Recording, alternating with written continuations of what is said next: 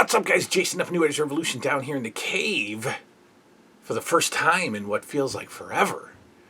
Been a long time since I've been sitting down here, at least a week. That's ridiculous. We can't go this long. It's been a busy weekend, though, and that's why I'm doing this on a Sunday morning. But we got some good stuff to talk about today. We got some fantastic, exciting Mount Rushmore goodies to talk about with you. Mount Rushmore, ladies and gentlemen. We're going to do a Mount Rushmore episode right now, today. A very fun one. An episode that I think, it kind of is the hallmark of the channel here. We're going to talk about action figures today, ladies and gentlemen, here on the channel, the New Age Revolution, in the cave, on a Sunday. Because I've been stupid busy this weekend, and I didn't get a chance to come down and do my 3 episodes. So this weekend, today, Sunday, we're going to do 2. We're going to do the Mount Rushmore, and then I've got a very special little package upstairs that came from my friends at Random Treasures. XOX Customs. You know what that means. The newest LJN is here.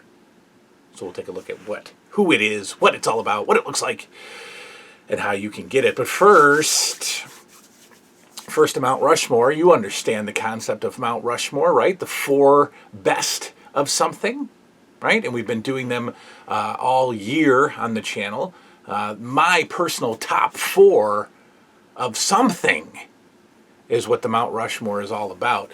Now, I always let you know this. The Mount Rushmores are exclusive to me. Your Mount Rushmores are exclusive to you. This is not a scientifically proven Mount Rushmore, right? This is not, I did not go out and interview the entire planet to generate this Mount Rushmore.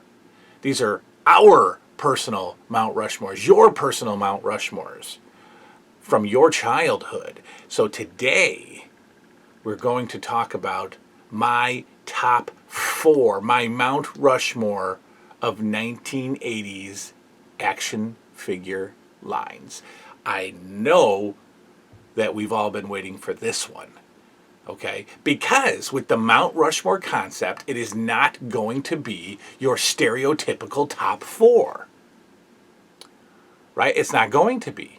It's going to be what was best in my existence, my childhood. And my childhood was different when it came to action figures. Very, very, very, very different, because I didn't play with any except the Wrestling Superstars figures. So when I was thinking about this, I had to really, really think, what did I play with in the 80s? How can I come up with a top 4 when all I really had was a top 1? But I did. I figured it out. I got it. All right, so let's begin. This will not be the same as your list, I guarantee it, because the first figure line that I'm going to start off with was the first action figures, I suppose, that I was ever introduced to pretty young, around, 81, 82. And I think that the concept really it really prepares a kid for action figures. I mean, it's kind of like you look at Legos. I've been buying my kids Legos for years, but when the kids were 3 or 4 years old, you don't buy them a regular adult, I guess, Lego set. They had Duplos or whatever, and then when they got out of Duplos and they were playing with Legos, then they had almost like a Legos Kids version, right? A smaller set, easier to put together, no complicated parts. Well, action figures did the same thing for us in the 80s, because in the very early 80s, Fisher-Price put out the very first item on my Mount Rushmore list, the Adventure People. Yeah, that's right. The Adventure People was a fantastic toy line from Fisher-Price that, like I said, introduced us to the world of action figures. The Adventure People were, campers and boaters and, truck drivers and tenters. There was a tent in the Adventure People line. You're looking at the photos now. They were awesome. They were awesome. They were our first action figures. And I remember them very fondly. In fact, they were on my Grail list. Something from the Adventure People was on my Grail list, and I did get a Grail item. I have it right up there on the Grail shelf. Let's take a look. Here it is. Yeah, here's the Jeep. This is the Adventure People Jeep. And here are the actual figures. You've got Man figure. This is Man. And then you have his little passenger. Well, this is Woman, right? So you have the very rare Man and the common Woman figure. Not really. Stop it. So here you go. Here's your just really generic-y action figures, Adventure People, and there's a ton of them like this. And then here's their Jeep, right? So you just played. That's what you did with the Adventure People. You just played. Parachute. They had a parachute, right? So, and we all loved that as kids. You know, you bunch it up in your hand, you take it outside, you throw it up in the air, and if you're lucky, 3% of the time it works and he floats down to earth. But Adventure People were great. This is the Jeep. Like I said, there's a canoe that I had. There's all kinds of vehicles. Like I said, there's camp sets. There's a tent.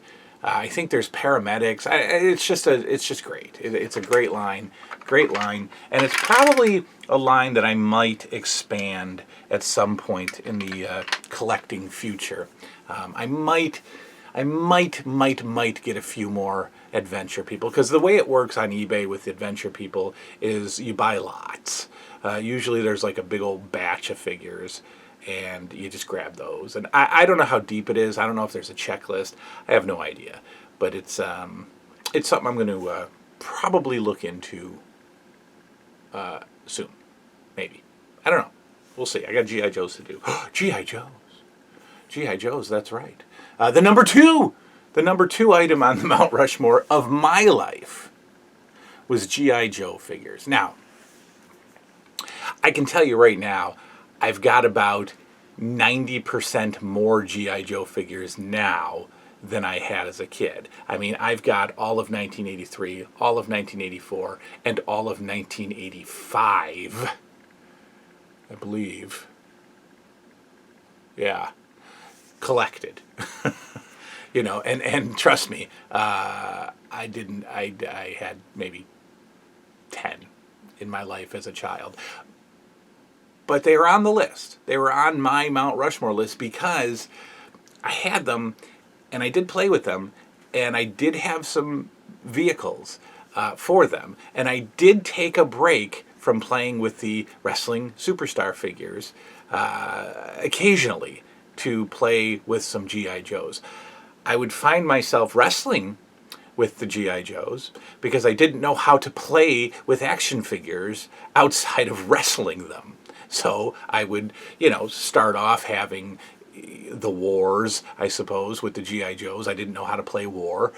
It was bad guys versus good guys, right? I didn't have any of the big bases, so I would make bases out of cardboard, and I wasn't a very artistic kid, so all I would do is cut a hole in a piece of cardboard and maybe, if I got permission, paint it to make a base. But I had a good guy base and a bad guy base. And I don't know what you do. Usually the bad guys are trying to steal something from the good guys, and I would just do that. But eventually it would just turn into a big fight, and I wouldn't even use the guns because, watching the G.I. Joe cartoon, there are no casualties. These are the worst shooters in the world. They have the worst aim. They literally can't hit anything except vehicles. They can blow up a vehicle, but they cannot hit another person. They just can't do it. So, you didn't kill anybody in G.I. Joe because the cartoon didn't kill anybody. Rightfully so. That's fine. I'm fine with that. I'm 8 years old. I don't need to see, you know, death.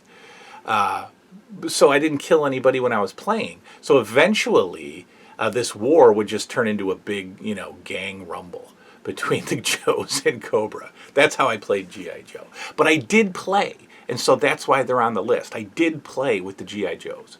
But what a deep line. I mean, what an incredible... Probably, look, I mean, LJN Wrestling Superstars are my favorite, obviously. Dare I say that the G.I. Joes are probably the best toy line of the 80s? I mean, it's massive. It's so deep. There's so many figures. There's a ridiculous amount of figures. And even more ridiculous is the amount of vehicles that are available, right? There's so many. Hundreds, guys. Seriously. The bases, the play sets are huge. Okay, we all know about the USS Flag, the most ridiculous play set of all time. So it's probably universally the best toy line of the 80s. And it played this much of a role in my life, but trust me, this is a big role. because the number three item on the Mount Rushmore, because I really had to think about the fourth one that I was adding. Of course, the number 3 item is the Wrestling Superstars. If you're not familiar with the channel, if you're watching just because it's a Mount Rushmore episode, I didn't do anything else in childhood other than play with LJN wrestling figures. That's all I did. And it was the best. It was the best. That's what this channel was created on. And it is by far my personal favorite. We don't even have to spend a lot of time on it. I'm doing an LJN Wrestling Memory show where we're going to talk very much in detail about the kind of play that I did with these things, the storylines and all that fun stuff. So go check that out. Memories of LJN Wrestling Superstars. But it absolutely is on the Mount Rushmore. How could it not be? So then I had to think, all right, well, what else? What else did you do as a kid? And, I said this had to be action figures. So let's look at the figures that are going to be on your lists, okay? The He-Man figures are going to be on your lists. And they should be. They are an incredible toy line. But guess what? I didn't care that much. I watched the cartoon. I had, 5 figures maybe.